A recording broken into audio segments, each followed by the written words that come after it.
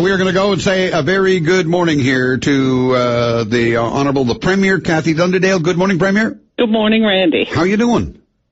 Not bad. A little sore this morning, but otherwise doing okay. So where did you end up? Well, I have no idea.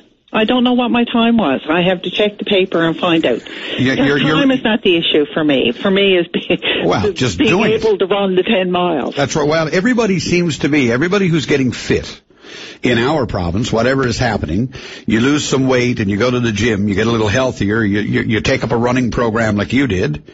Absolutely everybody says at some point, it's like a rite of passage. There's some kind of a stamp of approval that comes with having completed the Telly 10. It has really become quite a magnificent tradition, you know. It has so, and it's a community event.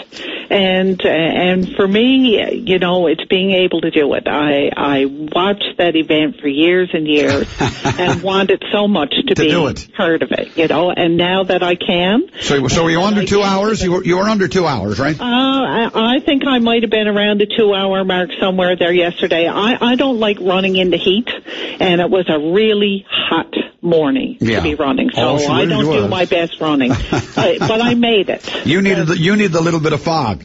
Well, last year was ideal for me. It was a big thunderstorm, lots of rain, nice and cool, and they're the best circumstances for me to run. Well, anyway, I think it's wonderful. And by the way, the paper has published the name of every participant today. Well, there you go. I'll have a look, see how I did. Yeah, I don't know how you did. I can't find you in there. I know you're there. I'm going to be there because I ran every step of the 10 miles. Yeah, well, there you go. Anyway, on to the purpose of the call. What's up? Yes, I wanted to call you because I read with interest your column in Saturday's paper. And I thought, you know, well, I won't die, but I've decided that I'm going to. Well, you feel free. But let's let everybody know what I said. Yeah, well, first of all, you know, you talked about the fact that Premier Dexter was here as a result of a request from him to meet with me. Wrong. That's not right. I asked Premier Dexter to come over and have a chat with me. We needed to talk about a few things. We've just converting the Amera agreements now into the legal documents. All the negotiations completed and done. We're both really happy about that. You know, there's issues around the loan guarantee that we need to talk about. And we have an upcoming meeting in COF where energy is going to be forefront on the agenda. And as you know, Premier Dexter is meeting. And so we wanted to have a chat about that. So there was no, you know, it wasn't a hastily called meeting. It wasn't anything once we arranged that we announced because there were no particular outcomes for the meeting. And, you know, we'll be together and chat together any number of times without ever doing media advisories on it. And we didn't do it in this case. Somebody leaked to the media, I believe, coming out of Nova Scotia that we were meeting. I certainly don't have any issues with the media knowing we were meeting. Right. But there was no hastily called meeting. We didn't spend any time at all talking about escalation of prices. We're waiting for Decision Gate 3 numbers. Amera and Nalcor are very much aligned on this project and share information readily with each other, so there'll be no surprises in anything that's happening here with Amera or the government. Well, let's go down through a little tiny bit of it then. Here's what I wrote. No doubt he, meaning Dexter, I said Dexter said he has concerns over cost overruns but hasn't given up on the project. Then there's a quote from him, whenever costs go up, there's always a concern. You take that into account. Yeah. I wrote, no doubt he was given assurances on the methodology being used by Nalcor to compile the Decision Gate 3 figures, and you could bet he has a rough idea of what those numbers are, as does Dunderdale. Am I wrong on that? Yeah, he wasn't given assurances on the methodology. He's very clear about the methodology. And in terms of costs of Muskrat Falls, the time that we talked about it is when we were questioned by reporters on it. Anytime we're scrummed and we're together on Muskrat, somebody will ask a question about costs. Mm-hmm. And in terms of our response in talking about costs, we talked about costs in response to questions from reporters. Our meeting wasn't called to discuss rising costs, and that's all I wanted to say more than anything else. You know. Well, I will say this: my article certainly implies that the meeting was called for the purposes of discussing Not only rising costs, but how those rising costs get marketed. No, and that was not the purpose of our meeting at all. And, and that was my dilemma. Do I leave it? Do I not leave it? But, I think, sometimes I make decisions to leave things rather than addressing them right on, and it comes back to haunt us. So, while it's not a major thing, I just wanted to call you and to say to you that wasn't the purpose of the call. Or of the meeting. Of the meeting. Well, now then I've got to ask you, what was the purpose of the meeting? The purpose of the meeting was to talk about the conclusion of our agreement with Emera. It was to talk about certain aspects of the loan guarantee, which is something else that's progressing along. Talk about upcoming costs, and we talk regularly on these kinds of items. I got to tell you, if I lift just your last comments out of this little interview you and I are doing, Premier. Yeah. You kind of just confirmed everything that was in my article, didn't you? No, I didn't. You talked about the contract with Emera. Yeah. You talked about upcoming costs. We talked about no, come on now. We didn't come together to talk about costs, nor did we. We talked about the conclusion of the Emera agreement and when that was going to get done, when we could do the official announcement. We talked about issues around loan guarantee and how that continues to progress. We talked about the upcoming cost meeting and the fact that we're going to launch on another significant piece with regard to our energy strategy. These are very important issues. There was no panic. There was no hastily called meeting. There's no. Let me apologize. Let me finish. I'm sorry. You talked about Muskrat being mired in problems. Muskrat's not mired in problems. Muskrat is progressing exactly as it ought to do, and we'll soon have decision gate 3 numbers. They'll go to MHI. All of that information is going to be in the public purview, and we're going to have a debate in the House of Assembly, and then we're going to go to sanction. Muskrat Falls, or not to sanction. Muskrat Falls will either make sense for the people of this province, or it won't. That decision is going to have the fullest discussion that can be had, the biggest discussion that has ever taken place in this province on an energy development project. So everybody's going to have their opportunity to have their say. Everybody is going to know all the facts before any decision is taken one way or the other. Fair enough. And if I left the impression that the meeting was hastily called, and I did, because certainly that was the impression the media left with everyone, that this was not a planned meeting 4 weeks out. This was. It was planned many days out. Yeah, hastily. We can define hastily called how we want, and I'll accept that it wasn't hastily called. Fair enough. No, not at all. But you can't say that. You can challenge my comment that, and I'll quote it again. Muskrat is mired in problems. No, it isn't. Hang on. Some of them financial. Time is money, after all. And some of the issues are political. No? Well, hang on now. If numbers are going to change on Muskrat Falls, there's no doubt about that. But remember that numbers are changing on all the alternatives as well. For example, cost of labor is one of the things that is hard to sort. Cost of labor, though, is a factor in every other alternative. I would agree. So if costs of Muskrat are going up, so are the costs of all the alternatives. And we're doing that analysis as well. So you can compare apples to apples and oranges to oranges. Some of the foolish debate that's going on in this province is tossing out numbers like, is 8 billion too much? Well, I don't know at this point in time if 8 billion is too much. You don't know either. The people of the province don't know. If 8 billion might be too much if the alternative is 6 billion, but 8 billion might be fine if the alternative is 10 or 12 or 14. But we need to get all of those numbers instead of pulling bits and pieces out of the air and spinning it to support whatever position it is that you've taken on the project. Well, I haven't taken one yet. No, I'm not referring to you. You're talking generally. Well, I did make reference here to the fact that the opponents to Muskrat Falls, I said, are enjoying this. The term sheet was supposed to be a contract. It's not a contract. The Decision Gate 3 numbers are still not known, but you guys seem to know where you're going with them. As you say, there's nothing startling in the information you have. All of that stuff is going to be, I accept all of that's going to be rolled out. And by the way, I also think, and you know, you and I can be honest with each other. I've got to go to news here, and I want you to hang on, but let's be honest. This project is a go. This project is not going to be stopped now, even if it is $8 billion. Look, I can't say that at this point. I can't get that attached to Muskrat Falls. I cannot. I have to be able to make an objective decision here. You know, I have been charged with that responsibility by the people of the province. I don't have a personal investment in Muskrat Falls. My only perspective here and my only motivator is to do what's right for the province. That's all. And if Muskrat Falls is right, then I'm going to say that. But if it's not right, I don't have any issue in saying that either. Can I get you to stop there so that I can go to news? And will you stay with me? Yes, absolutely. I've had handed to me about 3 sheets here already because you dared to come on the air with me. See, Premier, you're on your way to Nova Scotia on Wednesday.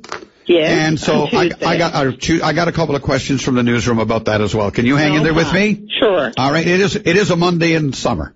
Yes. I'm going to put you on hold. We're coming back right after the news. All right. All right. You hang in there with me. That's Premier Cathy Dunderdale. Her and I are going to talk and finish up this conversation right after the news. Stay with us. We will be right back. And we are back, and when we left, we were talking with Premier Cathy Dunderdale, and I'm sure hoping I still have her on the line. Premier, good morning again. How are you? Doing great. Okay. Good. Any final thoughts on, well, I said Premier's meeting prompts plenty of questions. Any final thought on the column or on your meeting or progress on that before we move on and talk a little bit about the Premier's conference? I just wanted to say, Randy, Muskrat Falls is moving along exactly as it ought to. And there's no big surprises in here from everything I've seen. You know, at this point in time, it's still the best case for the people of Newfoundland and Labrador. But all of the information needs to be analyzed by MHI. We're going to share it with everybody, and we're going to have a full and open discussion before we come to the sanction decision. When will you sign the deal with Emera, do you think? Very soon. All negotiations done, the translation into the legal documents are done. All of this stuff needs to be done before sanction. That's the big piece. Mm-hmm. And, you know, we're going to make sure that we extract every ounce of value out of every commercial arrangement that we have for the people of Newfoundland and Labrador. And if that ends up taking us 6 months longer than we thought it was going to, that's fine with me, as long as it's done in time for the sanction decision. Okay, let's move on then, Premier, if we can, for a minute. Let's talk a little bit about your trip to Nova Scotia. I believe you say you're leaving tomorrow. I'm leaving tomorrow morning. Yeah, and this is 3 days, right? This is the Council of the Federation. It is so. These meetings, and I'm told the 2 big items are going to be obviously the new healthcare formula, if there is going to be one after 2014, and a national energy policy. I mean, really, we come into that big time to play a role. But let's talk about health for a second, very quickly. Yeah. Where's the federal government now as it relates to being open to a presentation, and can the premiers, all of you together, actually come up with, I'm going to call it a unified front on this? Well, there's a number of things that we're looking at, a number of different areas, and we've put a lot of work into this in the last year. We decided to do this at our last meeting, and we've charged Premier Giz and Premier Wall to lead this initiative, and health ministers have been engaged across the country finding areas where provinces can cooperate together in terms of human resources, in terms of best practices, in reducing wait times. And we've taken a real leadership role in this and felt compelled in some ways to do that because of the absence of the federal government. You know, the signs coming out of Ottawa at the moment are that they want to be more engaged, and we believe that's really important. Healthcare is one of the most important issues in this country. It's particularly important in provinces like Newfoundland and Labrador and PEI and the other Atlantic provinces where we don't have the same population density that other provinces enjoy. So when you're moving a system to a per capita a basis for funding, then that always doesn't bode well No, not for us, no. And so we need to be really, really engaged. So what do you see? What, if not per capita, what? What would you see? What would you replace it with? Well, we think it needs to be left where it is. What happened, the basis of funding before was determined by a quality of care that was established right across this country, a baseline of care that the federal government said that all people in this country should enjoy. And then it determined the rate under which it would fund, and also then created tax capacity, like they moved out of a tax bracket completely and gave provinces the opportunity to move into that tax bracket to make up what you required to ensure that you had that basic level of care right across the country. And provinces that were very well off could afford to do more if they so chose. But whether you were in Newfoundland and Labrador, or whether you were in British Columbia, or you were in the Northwest Territories, there was a level of health care that you could expect as a Canadian. We're moving away from that now. So, if you start to do per capita, then either your province has to have resources that it can draw on, or we can get to a place where you can see the people in Alberta and the people in Ontario are going to have far better health care than other places in the country. And for us as premiers, that's not acceptable. It's going to make for an interesting discussion and an interesting challenge. Now, the other piece that's on your agenda, as I understand, Premier, is to talk about this national energy policy. Yeah. We have never in this country been successful in trying to get that's been on the agenda for a long time. We've never been able to do it because everybody's got their own kind of like their little personal agendas, including us, by the way. Well, we did it. We did it in 2008 when Premier Williams was chair of COF and I was Minister of Natural Resources. And we decided to develop an energy strategy for COF, and we delivered it. We delivered it in 2008, accepted by all of the provinces in this country. And what we're going to, and Newfoundland and Labrador held the pen. And that's what people told us when we started to write the energy strategy for COF, which was very well received. Let everybody know COF is Council of the Federation. All the premiers of the country. Yeah. It was very well received by COF, well received across the country, the most downloaded document that COF has ever had. And what we're going to do in Halifax is now, an energy strategy should always be a living document. And so what we're going to do in Halifax is take that strategy and continue to grow it. Yeah, and, the federal government needs to get engaged. We have been saying for a very long time that an east-west grid is extremely important to the people of Newfoundland and Labrador. Well, it's the piece of an energy policy that I'm talking about. I'm saying everybody's got their own little special interest here. Well, maybe now we can find synergies, because Alberta is talking about the fact not only do we also need a pipeline that goes across this country so that they can bring their oil from east to west. So, I've talked to Premier Redford. I met with her in Alberta in June, and we talked about this because she's very much engaged in the energy strategy issue. And I said to her, I'm prepared to consider what you have to say, but you have to endorse the 2008 COF energy strategy and our commitment to an east-west grid and to move the country in that direction. And she absolutely agreed, and I'm looking forward to working with her over the coming years to broaden that whole piece, but to drive the vision that's set out in that energy strategy forward. And of course, again, we need the federal government engaged, because this is not something we'll do on our own without their help and support. All right, we're running out of time. Very quickly, this from the newsroom: the price of oil has dropped again, more than $3 this morning. Yep. Traders say economic woes in Europe and China suggest a demand for crude is going to continue to weaken. Not good news for our budget. Not at all. And so we continue to monitor very closely what we're doing here. We're reining in discretionary spending, left, right, and center, I might tell you.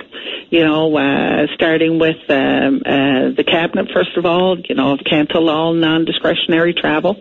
We're really going to start to tighten our belts here because we don't expect the price of oil to go very high towards the end of this fiscal year, before this fiscal year is done. So we're going to have a larger deficit than we expected. Well, it brings something to mind then, and I don't know where I saw it, but it was in one of maybe it's in today's paper.